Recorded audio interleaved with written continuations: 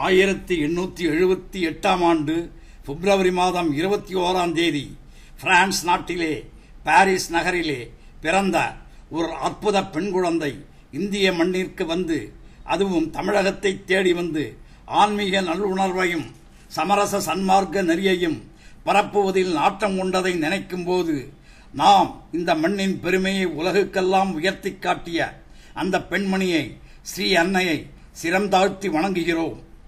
1914ஆம் ஆண்டு மார்ச் மாதம் 29ஆம் தேதி புதுச்சேரியை வந்தடைந்த ஸ்ரீ அன்னை மீரா என்பவர் ஸ்ரீ அரவிந்தரை சந்தித்தார். இறைவனுக்கு தம்மை பரிபூர்ணமாக அர்ப்பணம் செய்து கொண்ட ஒருவரை தன் வாழ்நாளில் முதன்முறையாக அன்றுதான் கண்டு தன் வாழ்வின் பெரும் பயனை அடைந்ததாக கூறினார். ஸ்ரீ அன்னை புதுச்சேரியை அடைவதற்கு முன் அங்கு ஆசிரமம் கிடையாது. ஸ்ரீ அரவிந்தரை சுற்றி 4-5 பேர் மட்டும் ஒரே இல்லத்தில் இருந்தார்கள். சாமான்கள் எல்லாம் தாறுமாறான நிலையில் கிடக்கும். ஸ்ரீ அன்னை வந்தபின் 1920இல் அழகிய ஆசிரமம் உருவானது. ஆன்மீக வாழ்வு வாழ விரும்புவோர்கள் தங்கள் முழு நேரத்தை அந்த லட்சியத்திற்காக செலவிடும் பொருட்டே ஆசிரமம் உருவாக்கப்பட்டது. 1950ஆம் ஆண்டு டிசம்பர் மாதம் 5ஆம் தேதி ஸ்ரீ அரவிந்தர் தன் உடலை நீத்தார். 1956ஆம் ஆண்டு பிப்ரவரி 29ஆம் தேதி ஸ்ரீ அன்னை பிரபஞ்சத்தை விட பெரியதொரு உருவில் உலகையும் இறைவனையும் பிரித்து வைக்கும் ஒரு பெரிய கடினமான தங்கக் கதவை தங்கச் சம்மட்டியால் அடித்து திறந்ததைப் போல் தியான நிலையில் உள்ளுணர்வு பெற்றார்கள். அன்றிலிருந்து ஆண்டுதோறும் பிப்ரவரி 29ஆம் தேதி இறைவனது திருநாள் என்ற பெயரில் கொண்டாடப்படுகிறது. ஸ்ரீ அரவிந்தரின் யோக பாதையின் முதற்படி அந்தராத்மாவில் வாழ கற்றுக்கொள்வதே ஆகும். ஆன்மாவின் அடிப்படையில் அமைக்கப்படும் சமுதாயத்தில்தான் உண்மையான சகோதரத்துவம், சுதந்திரம், சமத்துவம் நிறைந்த சமத்துவபுரம் அமையும். ஸ்ரீ அரவிந்தரின் ஆசிரமம் ஆன்மாவின் அடிப்படையில் உலகத்துக்கோர் எடுத்துக்காட்டாக ஸ்ரீ அன்னையால் உருவாக்கப்பட்ட ஓர் ஒப்பில்லாத உலகமாகும். ஆசிரமத்தில் தியான நிலையத்துடன் ஸ்ரீ அன்னை பள்ளியும் ஸ்ரீ அரவிந்தர் அனைத்து நாட்டு கல்வி மையமும் இயங்கி வருகிறது. ஆசிரமத்தில் பள்ளி குழந்தைகள், சிறுவர், சிறுமியர், மாணாக்கர்கள், சாதகர் என்று சுமார் 2000 பேருக்கு ஆசிரமம் புகலிடம் கொடுக்கிறது. தெய்வீக வாழ்க்கைக்கு தயார் செய்யவே மாணவர்களுக்கு இங்கு கல்வி அளிக்கப்படுகிறது. புதுவைக்கு அருகில் சுமார் 10 மைல் தூரத்தில் அரோவில் என்ற புதிய நகரத்தை ஸ்ரீ அன்னை உருவாக்கினார். இங்கு இந்தியர்களும் வெளிநாட்டவர்களும் சரிநிகர் சமானமாக ஆத்ம சுதந்திரத்தில் வாழ்கிறார்கள். ஸ்ரீ அன்னை அரோவில் எந்த ஒரு தனி மனிதனுக்கும் சொந்தமானதல்ல என்று அறிவித்திருக்கிறார். இங்கு வாழ்பவர்கள் இறைவனுக்கு தொண்டர்களாக வாழ வேண்டும் என்பது ஸ்ரீ அன்னையின் விருப்பம். மனித ஒருமைப்பாட்டின் உயிருள்ள வடிவமான அரோவில் திகழ்கிறது என்பதில் எந்த சந்தேகமும் இல்லை. 1973ஆம் ஆண்டு நவம்பர் மாதம் 17ஆம் தேதி ஸ்ரீ அன்னை தமது உடலை நீத்தது வரை ஸ்ரீ அரவிந்தரின் தெய்வீக பணியை செயலில் நிறைவேற்றி வைக்கும் பெரும் பொறுப்பில் தன்னை முழுதும் ஈடுபடுத்திக் கொண்டிருந்தார். ஸ்ரீ அரவிந்தரும் ஸ்ரீ அன்னையும் வசித்து வந்த ஆசிரமத்தின் பிரதான கட்டிடத்தின் வாசலில் மலர் செடிகள் ஏராளமாக உள்ளன. ஆசிரம வாழ்வில் மலர்களுக்குத்தான் சிறப்பான இடம்.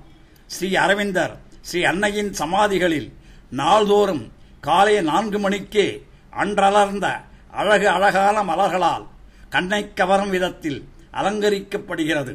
ஒவ்வொரு மலரும் ஒவ்வொரு தெய்வ குணங்களை வெளிப்படுத்துவதை ஸ்ரீ அன்னை அறிந்திருந்தார். அந்த குணப்பெயர்களையே அவைகளுக்கு சூட்டினார். தெய்வ குணங்களை வெளிப்படுத்தும் அழகிய மலர்களால் ஸ்ரீ அரவிந்தர் ஸ்ரீ அன்னையை வணங்குவது வணங்குவோர் அனைவருக்கும் தெய்வீக நல்லற வாழ்க்கையை வாழ வழிகாட்டும். ஸ்ரீ அன்னையின் உபதேசங்கள் கெட்டதை காணாதே, எப்பொழுதும் அன்பு காட்டு, காரசாரமாக கைப்பான விமர்சனங்களை விடு, எதிலும் தீமையை பார்க்கும் பழக்கத்தை தவிர, எங்கும் இறைவனது அருளின் பிரசன்னத்தையே பார்ப்பது என்று உறுதி செய்து கொள். அப்பொழுது ஒரு அற்புதம் நிகழ்வதை நீ காண்பாய். உன்னுள்ளே மட்டுமில்லாமல் உன்னை சுற்றிலும் அமைதி, மகிழ்ச்சி, நம்பிக்கை இவை கொண்ட ஒரு சூழல் உருவாகும்.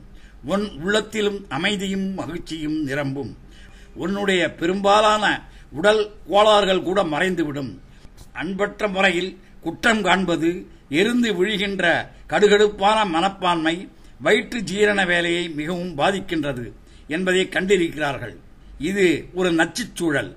ஜீரணம் பாதிக்கப்பட்டால் மனிதன் சிடுமூஞ்சியைப் போலவும் இரக்கமற்றவனாயும் ஆகிவிடுகிறான். மனிதர்கள் மீதும் வாழ்க்கையின் மீதும் எல்லாவற்றின் மீதும் அவனுக்கு வெறுப்பு உண்டாகிறது. இந்த குணம் ஜீரண சக்தியை பாதிக்கிறது. இவ்வாறு நச்சு ஓட்டம் சுழல்கிறது. உன்னால் அதிலிருந்து வெளியே வர முடிவதில்லை. இதிலிருந்து மீள்வதற்கு ஒரே ஒரு வழிதான் உள்ளது. பிடிவாதமான இந்த மனப்பான்மையை விட்டொழிக்க வேண்டும்.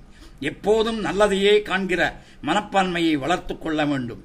இதை பயிற்சி செய்து பார். உன் உடல்நலம் எவ்வளவு முன்னேறுகிறது என்பதை நீயே கண்கூடாக காண்பாய். அஞ்சாமை.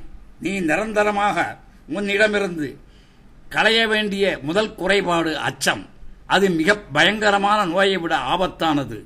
உண்மையாக இந்த யோகத்தை செய்ய விரும்புவோர் ஒவ்வொருவரின் முதற்கடமை தனது வலிமையையும் தனது முழு நேர்மையையும் தனது முழு பொறுமையையும் கொண்டு தன்னுடைய உணர்வில் இருந்து அச்சத்தின் நிழல் கூட இல்லாதபடி அதை களைந்து விட வேண்டும்.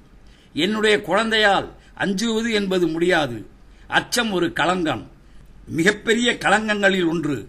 புவி மீது இறைவனின் வேலையை அழிக்க என்னும் தெய்வ விரோத சக்திகளிடமிருந்து நேரே வருபவைகளும் அது ஒன்று.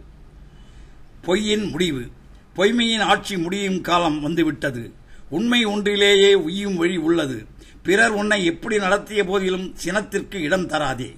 இறைவன் பால் உனக்கு தூய கலப்பற்ற அன்பு இருப்பதால் பிறருடைய மனத்தாங்கள், கட்ட எண்ணங்கள் ஆகியவற்றிலிருந்து உன்னை எப்படி காப்பது என்பதை அவனிடமே விட்டுவிடு. உன்னுடைய இன்பங்களையும் மகிழ்ச்சிகளையும் இறைவன் ஒருவனிடமிருந்தே எதிர்பார்த்திரு.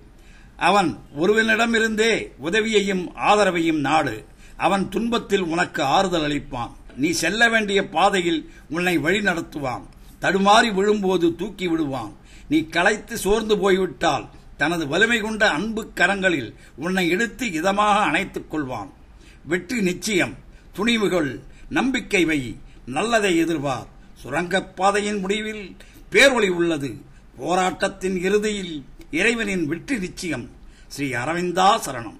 ஸ்ரீ அன்னையே சரணம். ஸ்ரீ அன்னையின் வரலாற்றைப் போன்று ஸ்ரீ ஆதிசங்கரர், ஸ்ரீ குரு ராகவேந்திரர், ஸ்ரீ ராமகிருஷ்ண பரமஹம்சர், ஸ்ரீ சத்குரு தியாகராஜர், பெரிய புராணம், கௌதம புத்தர், ஸ்ரீ ரமண மகர்ஷி மற்றும் இந்து கோயில்களில் இறைவனை வணங்கும் முறை என்பது பற்றியும் அனைத்து எஸ்.வி. ரமணியின் தமிழ் சொற்பொழிவுகளையும் ஒரே விசிடியில் போட்டு எங்கள் பாரதம் பதிப்பகம் சார்பில் மிக குறைந்த விலையான 30 ரூபாய்க்கு வெளியிட்டுள்ளோம். இந்த குறுந்தகடு அனைத்து இந்து மக்களிடமும் இருக்க வேண்டிய அரிய கருத்து கருவூலம். இதை அனைவரும் வாங்கி தாங்களும் கேட்டு பிறருக்கும் கொடுப்பதால் இந்து தர்மத்திற்காக பாடுபட்ட மகான்களுக்கு நாம் செலுத்தும் நன்றிக் கடனாகவும் அமைந்து நாம் வாழ்வில் செல்வத்தையும் அமைதியையும் குடும்ப மகிழ்ச்சியையும் அடைவதுடன் ஒரு நல்ல அறப்பணிக்கு உறுதுணையாக இருந்ததற்கு பெருமையும் படலாம். இந்த விசிடி வேண்டுபவர்கள் எங்கள் பாரதம் பதிப்பகத்தாரை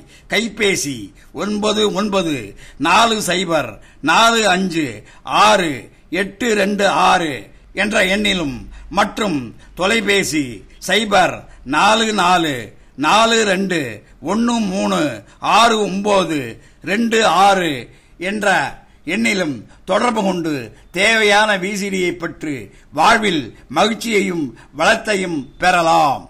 காசி நகர் புலவர் பேசும் முறைதான் காஞ்சியில் கேட்பதற்கோர் கருவி செய்வோம் என்ற அமரகவி பாரதியின் எண்ணப்படி இந்த குறுந்தகட்டை அனைவரும் வாங்கி திரு எஸ்.வி. ரமணியின் பேசும் முறையை அனைவரும் கேட்டு மகிழ வேண்டும் என்று கேட்டுக்கொள்கிறோம்.